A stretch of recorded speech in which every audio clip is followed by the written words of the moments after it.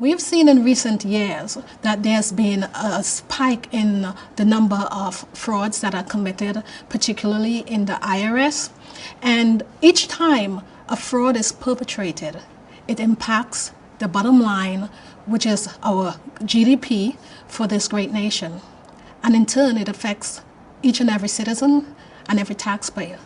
So government fraud is a big deal. And that's why, as a government investigator, I think it's very important that we have effective controls so that we're able not only to detect the fraud, but to prevent it from the onset. Because sometimes when you try to do recoveries, you may get a percentage of what was taken and not get back the whole pie. So government fraud is a big deal.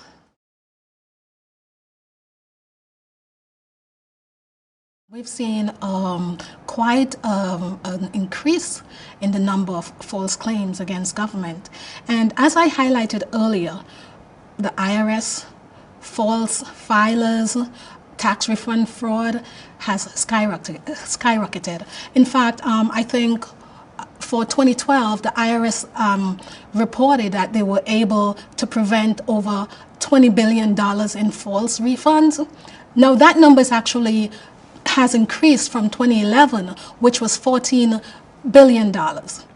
What are some of the things that the IRS have done and other government agencies can do to bring that number, to an even greater detection level?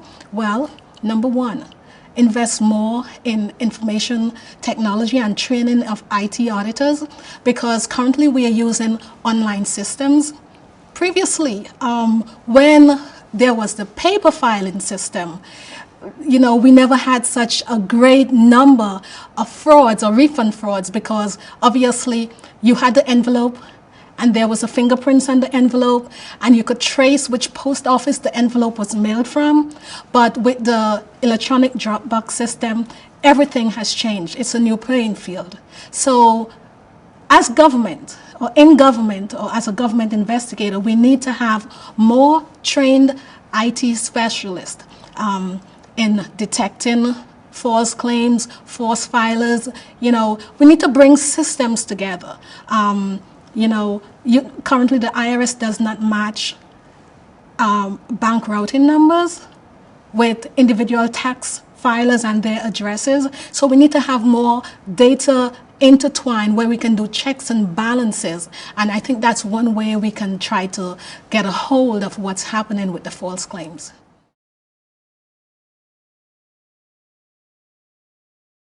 I think one of the ways that they can be more effective is by having a strong anti-fraud program. And one way that you can do that is by having effective internal audit departments within your localities, your local districts, or the municipal, within the local districts.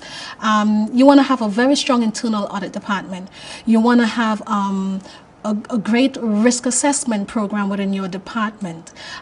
You want to have a whistleblowers policy, and you want to make the environment open, so if employees think that fraud is being committed, they'll feel free to come forward and talk about the fraud.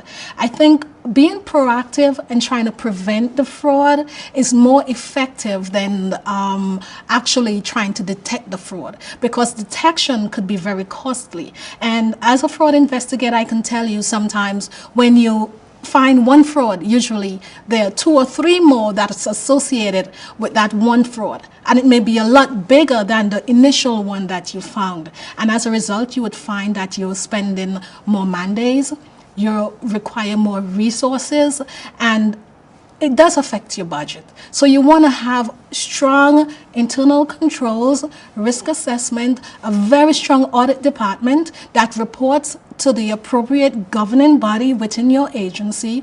And that would really assist in not only your bottom line, which is your budget, but it's also going to assist in preventing the frauds from occurring in the first place.